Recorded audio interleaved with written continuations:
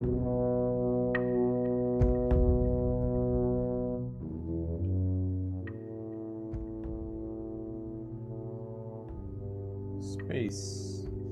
the final frontier. These are the podcasts of the podcast Enterprise. Its only mission to explore story structures, to analyze our favorite characters and plot lines, to boldly talk about what everyone Hello and has welcome seen before. everyone to Podcast Enterprise. This is where we take Star Trek, the original series episodes, and dissect them for story structure, character arcs, and in depth analysis of everything else in between. I am Bala Ramudurai, and with me I have my co host Parvati Ramkumar. Say hello, Parvati. Hello, everyone. Welcome to today's episode of Podcast Enterprise. We're going to be dealing with strange costumes, weird names, and green hair. Yes, tricksters of Gamipolian. No, what is it called? Gamesters. Gamesters of tricks. No, Triskelion. Triskelion. I like your title a lot better. Oh, anyway, you're going to end up with knotted whatever tongue, knotted hair. So why not even not the title? Yes, I can already tell we're going to have a lot of fun with this one. we are. Summary, please. When this episode opens, you have the Enterprise in orbit around a certain planetoid called Gamma 2.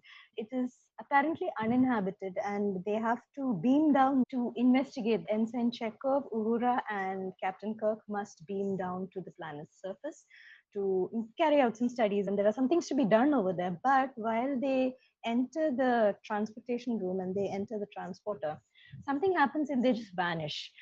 This has nothing to do with the transporter. It has nothing to do with an engineering glitch, as Scotty tries to tell Mr. Spock. They just vanished, which means that they have been whisked away to some other world by a power that they know nothing about. What happens next is that these three, Chekhov, Uhura, and Kirk, find themselves in an arena type area, and they are suddenly accosted by three odd characters. One of them is big and has fangs. The second one is orange hued and is wearing some sort of swimsuit. It's a woman. And the third person is wearing a silvery, again, a swimsuit type costume, and she has green hair. All of these three characters come close in a very threatening manner.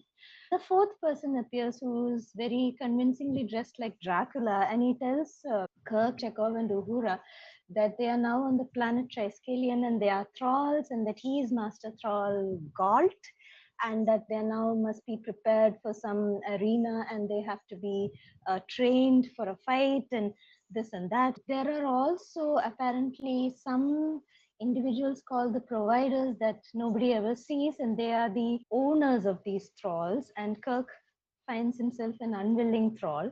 They are thrown into jail cells, and each of these three is assigned something like a drill sergeant or a trainer.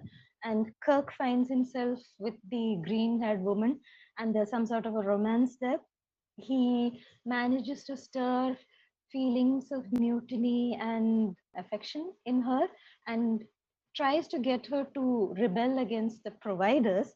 And all this is happening while Uhura, Chekhov, and Kirk are slapped with slave collars. So they can't do much, they can't escape. And they are also made to fight, and then they end up with injuries. One thing leads to another. There are a lot of fist fights in this episode. While all this is happening down there on Triskelion, up there on the Enterprise, Spock very ingeniously has figured out that the captain and the crew are nowhere on that planet Gamma 2 and they have been whisked away somewhere else.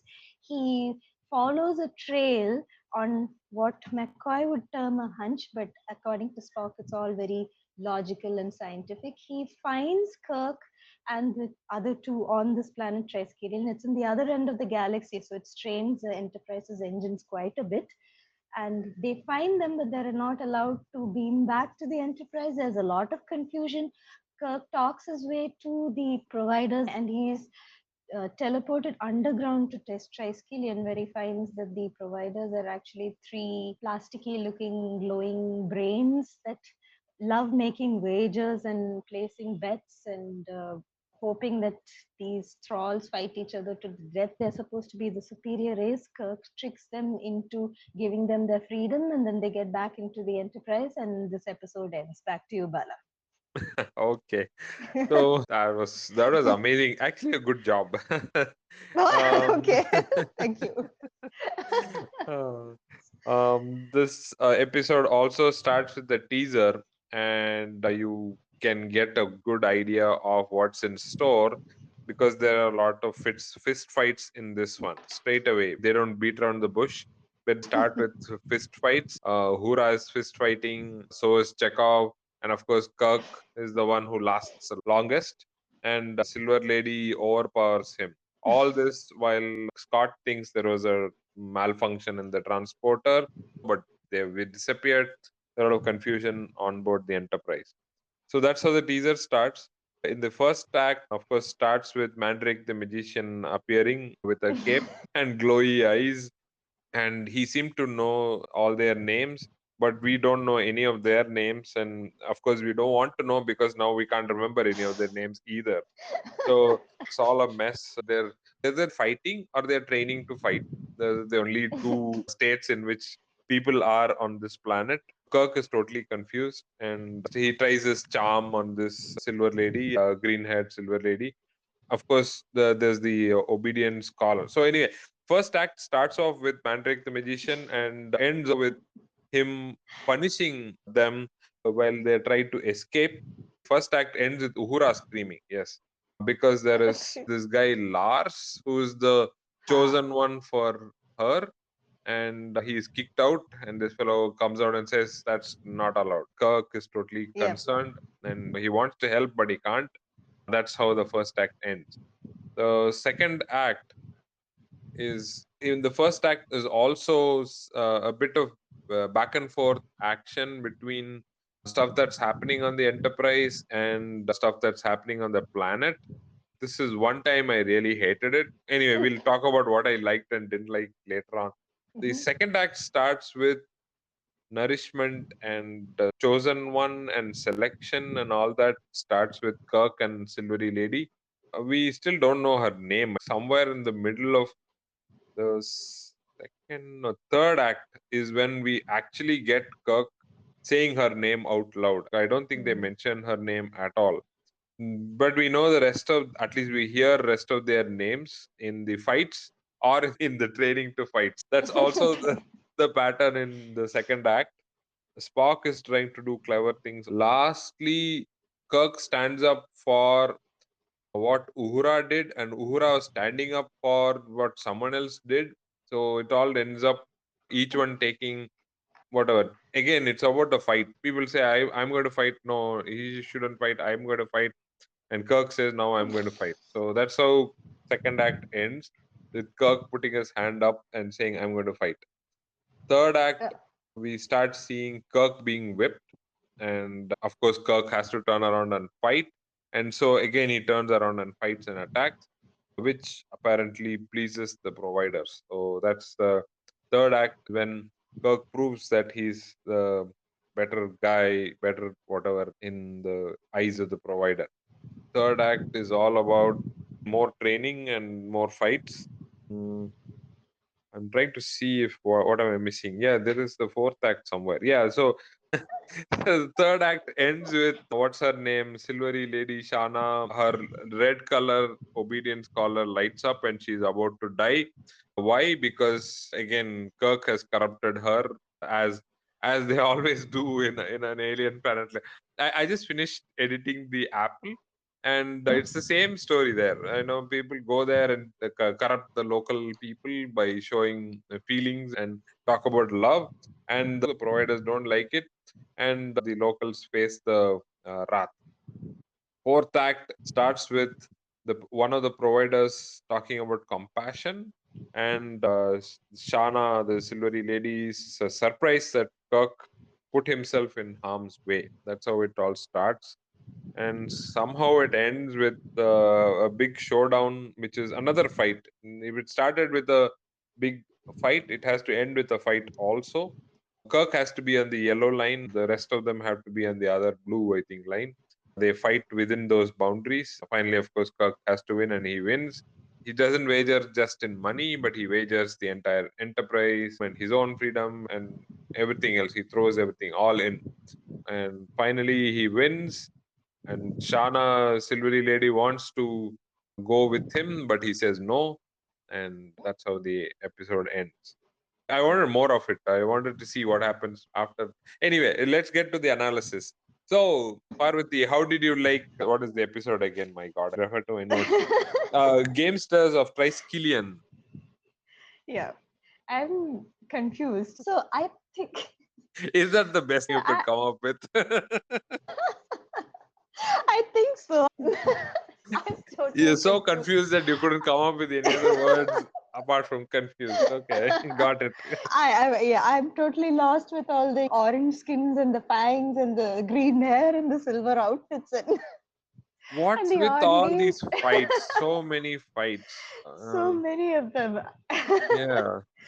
So I think it had a good idea because it had this concept of a very advanced race trying to capture a less advanced race. We've seen this so many times in Star Trek. Having an advanced race, bringing the less advanced ones and making them fight each other so that these three brain jelly creatures can enjoy it. Hmm. Along the way, you have way too many fist fights, totally unnecessary and hackneyed romances. Kirk is attempting to create a mutiny. You have the slave callers, and then you have this speckled faced individual that calls himself Galt, who is dressed like a vampire or a wizard. I don't know, one of the two. Hmm. It's a very strange experience. And then you find Chekov in his jail cell with his drill Drill thrall. drill thrall, yes. And then she's yellow skinned and orange haired, and then she speaks in a very deep voice and then confuses Chekhov, and you don't know what's going on there. There's a lot of fist fights, and if they had cut down on that and maybe given some more palatable names and perhaps explored the psychology of those alien creatures a little more, it would have been a little less all over the place than it is now. And I think that the interactions between Spock and McCoy about the Enterprise seemed a little hackneyed because McCoy is saying things like you're going on a hunch, and you know that Spock is not going on a hunch. That was all very unconvincing for me. And the transitions from what's happening down there on the planet to back to the Enterprise weren't as interesting as they could be. And it's a bit of a mess. And by the time you come to the end and Kirk is wagering everything, he's putting the lives of everybody at risk. And you think that he's doing too much. He is putting everything on the line. And the way things are going, it's not realistically possible for him to defeat all of those other thralls who have been training for a lot longer. And he does it anyway. So, yeah, it's a bit of a muddle. What did you think, Bala? Yeah, think that I agree with you. The core of the idea is fine. I get the slavery commentary and the ruling of the superior races and thinking the natives are savages. So this is in history books. Yeah. If you go, you will find many examples like this, right? So Yeah. I get the source of the idea or the seed of the idea, but I didn't get fully involved in the story because of Yeah. this. It is like Cage aspect that they're collecting specimen from different things, but they're not observing. What are those bobbleheads called? I forget now. Those guys. Neither are they like the Organians or the Metrons have a mission in mind. Yeah. Organi, of course, that was the best of the superior races, right? So they Yeah. don't want violence no matter what. That's their clear mission. Here, the idea I think they're trying to convey is that the superior race thinks they're superior and Exactly. hence they're exerting their authority by keeping these inferior races in obedience and getting their entertainment out of that. I got the gist of it. I really can't put my finger saying these are things that's why I don't have a clear like or a dislike. The fights, of course, my personal preference is not to have these fist fights unless really something at stake. I mean, a real stake, not the fake one that Kirk fights for at the end. Right? Even for Yeah. Kirk, it seemed so outlandish. I don't know. It Because was. Kirk is usually a big gambler, as we can see. He Yeah. does take calculated risks. But Yeah. this one, even for his character, was totally out there. I don't think it fits into his character at all to True. wager everything in one shot like that. And I don't know about these aliens. I mean, what are they doing exactly? They have all these odd names of what were those things they were wagering on. Shana, Cutloose? Tamun, Yeah. Fluke. Is it Flug. Fluke? Okay, Oh, Fluke. Klug. And then I then there's the mandrake called Galat, Galt, Galt. Galt, Yeah, Galt. there's a Yeah, Galt Galt. and there's Shana, I remember. Tamun Shana. Tamun is and that cotton candy lady. On her hair is cotton candy. And then there's a Klug. Yes. Lars is that guy who looks like Elvis, the guy who gets killed at the end. Yes, and there's a Actually, most of Klug, them I get think. killed.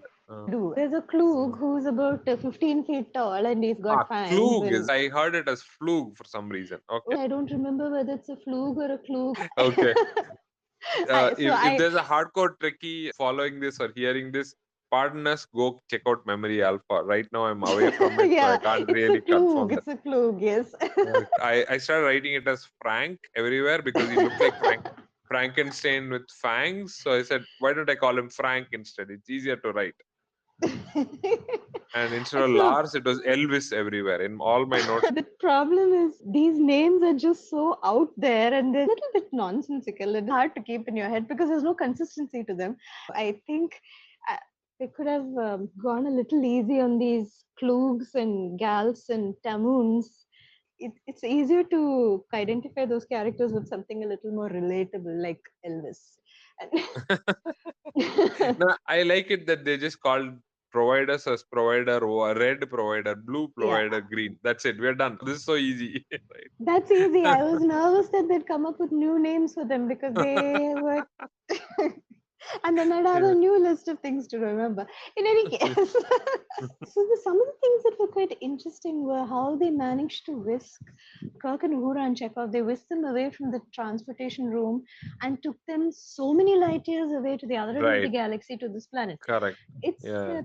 it's a very interesting piece of technology that they displayed there, and they are obviously very, very advanced, and they know how to use their technology in a telepathic way because Hmm. the providers can't move. They are inside a chamber. Each of them have their own little individual box. But at the Hmm. same time, you have to wonder how and why they chose Kirk from across the stars from so many light years away. And Nobody there within 12 light yes, years in that radius. All they could yes, find were these three people who are ready to go to Gamma 2. Wow, yeah, that's exactly. an odd coincidence.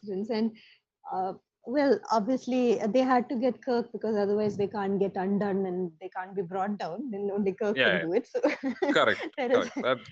They knew that too. They read the they script before. they wanted to get brought down, so they found Kirk. And of all the billions of denizens in in the galaxy, they found him. The first time you were introduced to Shana, I had this feeling that it would go into some kind of romance because she is attractive according to Kirk's standards. She is an attractive person. She has green hair, which shows her alienness, and he knows how to. I wouldn't call it manipulation, but he knows how to play on certain emotions that she never knew she had, which is something we explore in the episode The Apple. He shows this romantic interest in her and then confuses her, and of course the providers let him do it as he pleases for a certain period Hmm. of time, and then they threaten to kill her. He also gives them some sort of sense of freedom. I think he forces them to think on their own. I don't know about Lars and the Fangs guy Tamun. Klug. Okay. Yeah, Klug, right? Yeah, Frankenstein it so is. yes, it is. So, Hmm. right. Yeah, it doesn't have much of an impact on Lars and Klug. Those characters are too indoctrinated to have any sense of freedom. We don't really know about the Mandrake character, Galt. We don't know Galt. much about him and what he thinks. He's a little too robotic. Hmm. Ultimately, he stirred these feelings of rebellion in one thrall. That was Yeah. enough to bring down all the providers. It's a messy situation.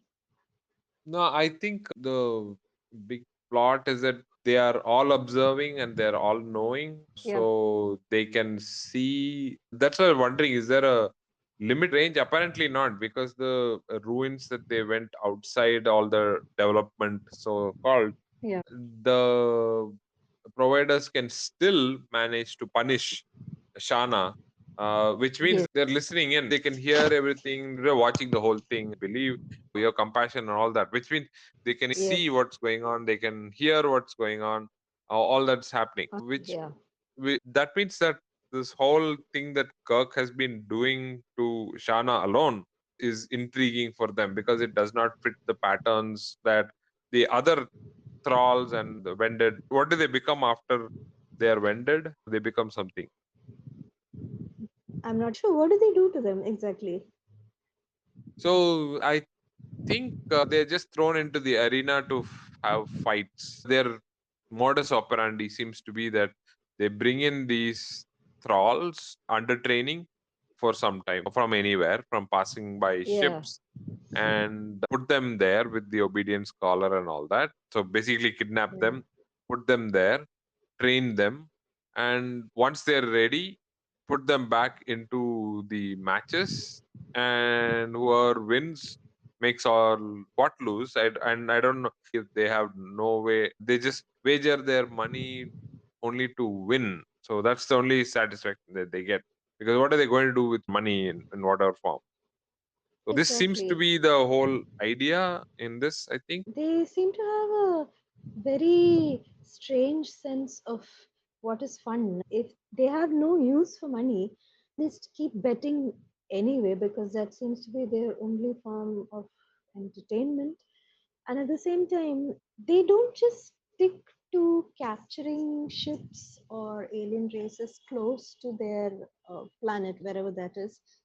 They must go halfway across the galaxy and zero in on Kirk. Now, it seems to me that their knowledge is quite vast. If they were able to capture from so far away, so many light years away, and bring him over here, obviously their technology is stupendously advanced and makes you wonder where the rest of them are because there are just three of them and they Hmm. are creating a hash of the whole thing. They're using the planet's resources. They are making these thralls fight each other and then they are betting with some kind of the squat loose. What exactly is it? Is it money? Is it something they can use? Is it some form of nourishment that they are exchanging? We don't know. That's never made very clear. And Hmm. to do this constantly seems to suggest some sort of obsession on their part. And they Hmm. seem perfectly content to constantly do the same thing, have the thralls fight, have the thralls train, bring them back to fight, and then train them again. And then where does it end? It seems like they're caught in some sort of bizarre time loop. Is this a slavery commentary? I got it, right? So the Yeah, commentary is clearly there. yeah, The yeah. races and how one race thinks they're superior to the other and hence uh, patronizes the other. But is this Yes, also a commentary on betting and doing that kind of a thing? Is it hinting at that? The flip side of yeah. being obsessed Betting, with betting or wager gambling, or gambling. I and wonder if there's a yeah. third subtext to the whole thing. I don't know. Obviously the gambling was their undoing because they are obsessed with it. They can't stop gambling. They're addicted to it. Hmm. They constantly talk about, I bet on this character, I bet on that character, I bet on this thrall, on that thrall, and they can't stop. They're so completely addicted. Their concept of holding these thralls and perpetuating slavery is also very odd because all they want the slaves to do is fight. They Hmm. don't want to reclaim their civilization. They don't want anything to be rebuilt. They are not looking for any sort of form of racial advancement. They just want fights. It's a very odd alien species. They don't have any other ambition. They don't have any interest in exploring the universe or trying to befriend the other alien race. They just want to bet and they want the thralls to fight and they want more thralls so that they can fight again. I'm actually a little surprised at Kirk's naivete towards the end because he bets everything. He could have lost everything, but because Hmm. he's Kirk, he didn't lose everything. It's kind of odd that you would take the providers at their word when they say they will look after these thralls. Okay, they released them from the slave collars and they gave them their freedom, quote unquote. But how do you know that they would actually allow them to flourish? And what exactly is going on there towards the end? It just seemed quite murky. It isn't very clear. The motivations of the providers are never made clear. They just seem very superficial and greedy all the Hmm. time. They don't seem to have any depth of emotion. I also wondered about this guy Galt, right? Does he have a collar? I don't remember him with a collar. He has this Ha! cape thing.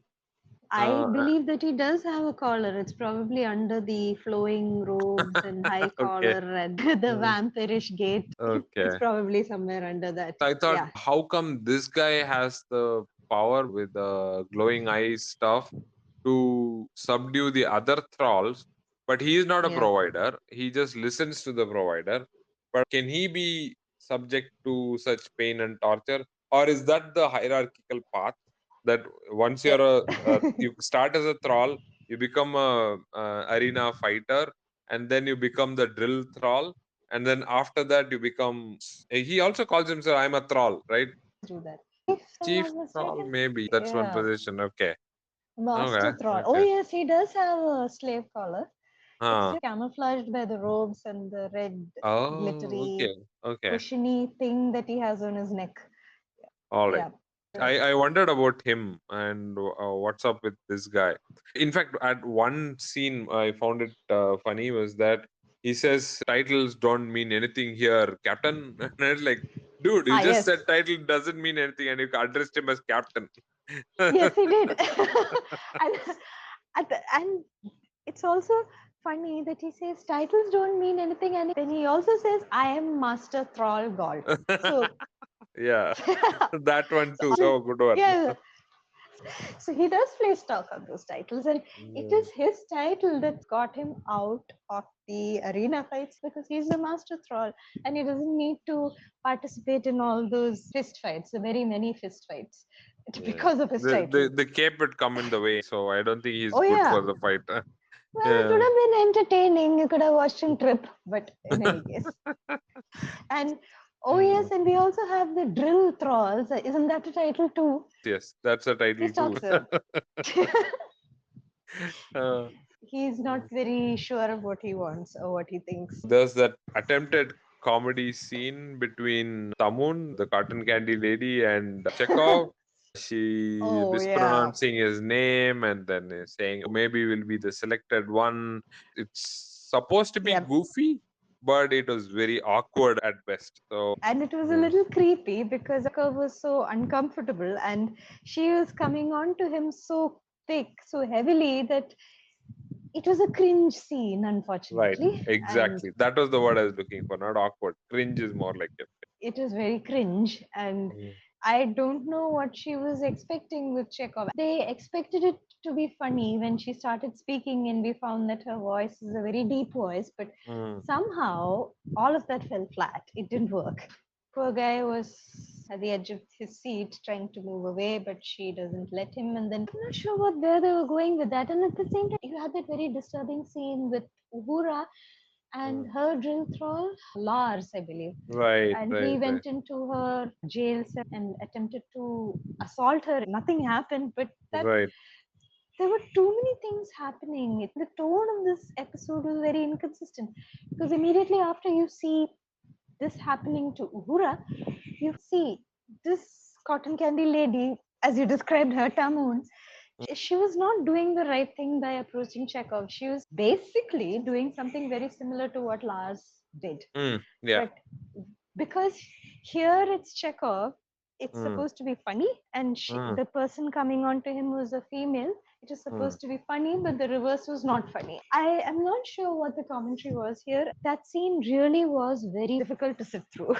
So much so that it was the end of the first act. It's supposed to be a cliffhanger, right? Uhura screaming and everything. It was the end of the first act. That Yes, led me yes. to believe that Kirk seems to want to help her, but he But can't. he cannot.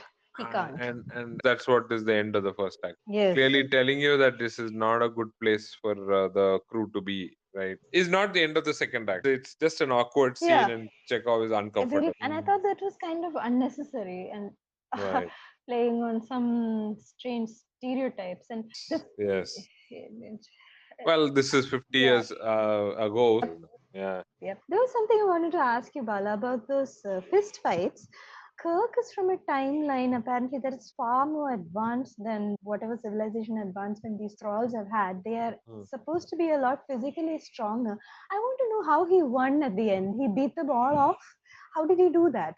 It, because he's Kirk, obviously, and he has got some Right. superpowers, but still, it wasn't very. How did he defeat this Klug? So, how did he defeat all of them? These guys have been trained apparently since birth. And then Right. here comes Kirk, and he just It's all in the logically, tactics, yeah, Parvati. It's all in the yeah. tactics. Kirk has superior tactics, Ah, hands down yes. in the entire galaxy. Right? There's nobody who can defeat him when it comes to tactics. Let's just Absolutely. accept that. And this episode is a clear lesson to all the Kirk doubters on his tactics. This episode shall serve as Yeah, a warning nobody sign can to defeat everybody. Nobody that can is. defeat him. Mm. And it doesn't matter if you have fangs and if you're 6'8" and you're a huge character called Clue, Kirk will defeat you even if he has no He'll training. So yeah, absolutely. When that's a it comes to moral. fist fight, this is it. This is it. This is it. Yeah, that's a moral of the story. Yes. The providers, the gamesters, whatever they are called, learned it the hard way. Now they will never make that mistake again. In fact, Kirk could have easily wagered the entire federation. I mean, he still would have won Oh it. yes. I mean, why did he stop with just the Enterprise? You Poetry, he could take have. the galaxy if you want. No problem. It's I just a oh fist fight no at the end. problem. No worries. I got it. I got it covered here, buddy. I got it, and I will defeat everybody who comes to into my horizon. I will defeat everybody. Nobody stands a chance against me. At the end, he It's the says, end. "Right, oh, three gamesters versus me." It sounds a little unfair, but in his mind, he's chuckling. Huh, only three. Yeah, I can take yeah. Only 30 three. on. I'm sure the providers felt very cheap at that moment because they just had the three, and you have Kirk on the other side, who is a superhuman demigod, tin-plated dictator, and that's just him. And there's just him, and he defeats all of them. No wonder the Klingons are mad at him. Now I see why. I'm sure Klingons say anything but a fist fight with Kirk. Yeah, You can go rule the Earth. You can go finish their squad headquarters, but don't end it with a fist fight with Kirk. We're going to get defeated for sure. for sure. I mean, he can Yeah. defeat the entire Klingon fleet with one punch, don't you know? Uh, Kind of disturbed at how quickly he defeated those three. well, we You have know? already run out of Yeah, time, and we had to end it. yeah. The cavalry was waiting up there to come quickly, and you got to give it to them. So it has to be quick. It was a little too quick. It was like a blitzkrieg. Yeah.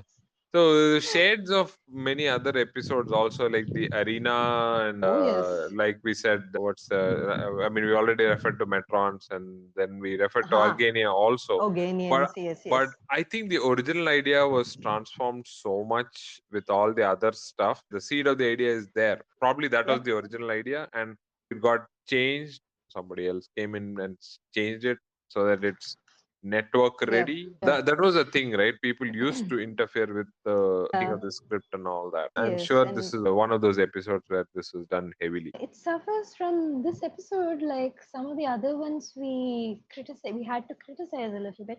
It suffers from something of a split personality because it doesn't seem to know where it's going.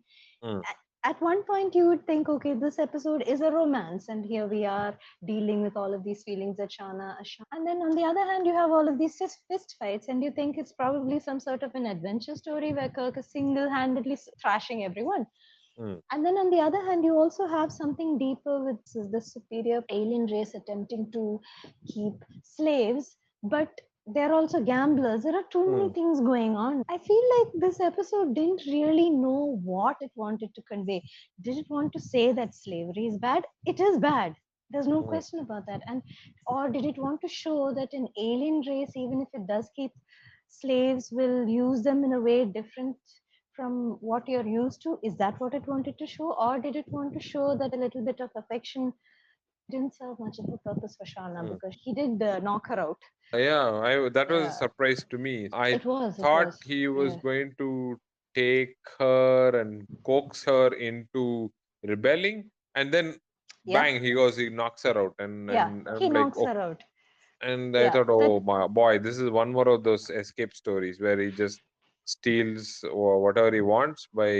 knocking out the character. It was surprising if they had played up any one of these elements. It didn't matter which one, and explored Mm. it in a bit more depth. Like the gambling portion of the gambling addiction, it might have salvaged some aspects of this episode, but there were way too many ideas. And then you have the cringe comedy thrown in, which was completely unnecessary. Completely I think unnecessary. I remember watching one of William Shatner's interviews, and he said Star Trek did justice to the science fiction element by taking one concept per episode Yeah, and dealing with yeah, it. But here, yeah. I think they've not stuck to that formula, and they've taken three or Exactly, four, which is we exactly. find it very difficult to wrap our minds around. Right. So. Yes, they tried to do too much, show too much, explain too much, and ultimately it was just too much. We lost all the nuance. We Mm, lost whatever intricacies this plot might have had, and we're just left with some very odd scenes. For example, I personally found that portion where Kirk is teleported underground to meet with the providers very odd. And it was anticlimactic because you could hear these voices and then you see them, and they're just these candy colored brain creatures with no mm, body, nothing. The mm, three of them are controlling everything, including finding where Kirk was at the other end of the galaxy and bringing him over. And it was all a mm. little too much. And like we said before, I am amazed that he didn't stop at betting the Federation and the entire human race, and maybe the Vulcans too. Why not? Away to these providers.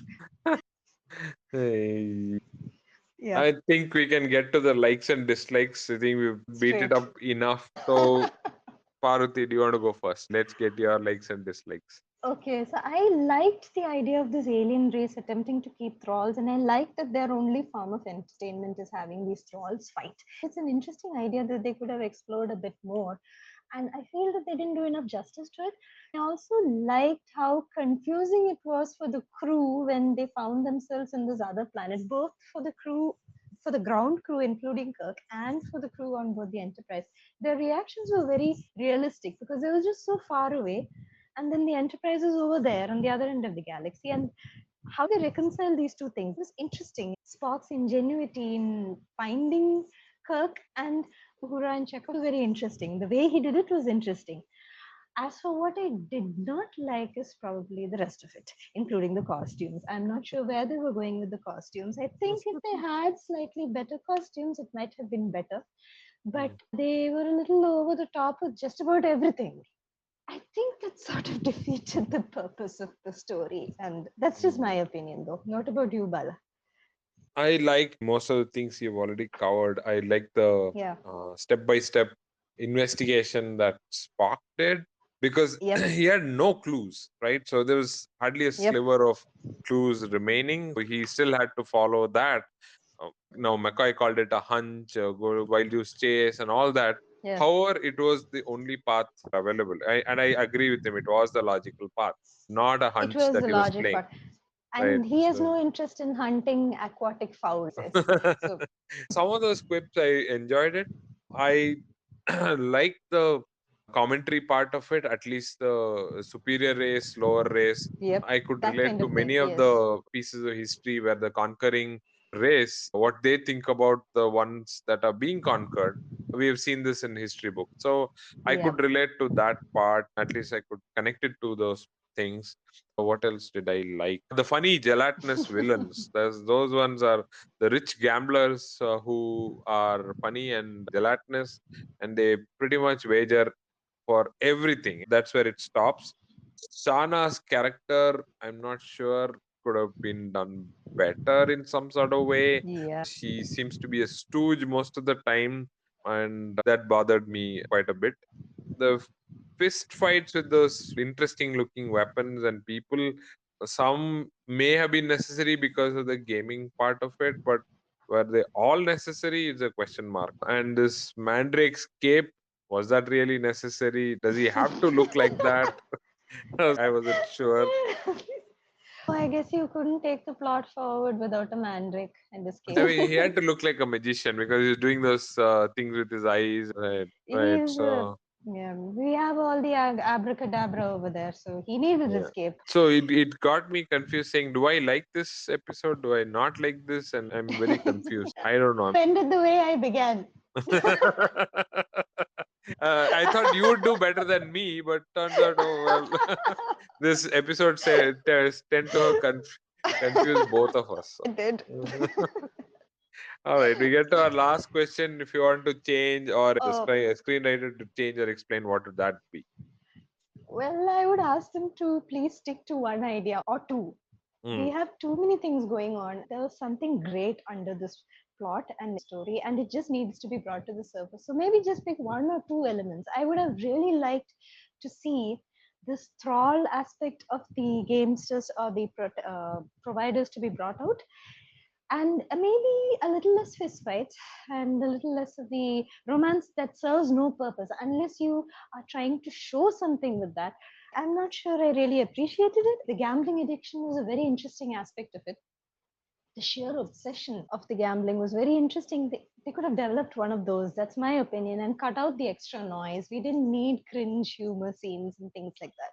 That's what I thought, and maybe they could change it that way. I think I did like Spock investigating the way he did it, but I Oh, thought yes. if Spock could have been there on the planet and perhaps someone else doing all this investigation, like usual Scott and Chekov trying to figure this out, Yeah. the Apple also they did it. Would that have worked? Yeah. I don't know. Maybe just consider that part. And I think Yeah. there was something to it. The Shana versus Kirk fight. Yeah. If we are getting into fights, might as well make that the center rather than Yeah. three gamesters fighting Kirk. Can we make this more interesting and intriguing because we have Kirk and of course cut out him knocking her out because he was Yeah. clearly What using was? her. We don't Yeah. want that. If he had really been into her because of her, and then at the Yeah. end you have this scene where he has to fight her in order to win Yep. the Enterprise back. That's an amazing conflict, right? So here is Oh, somebody yes. that I should kill so that the Enterprise is freed up.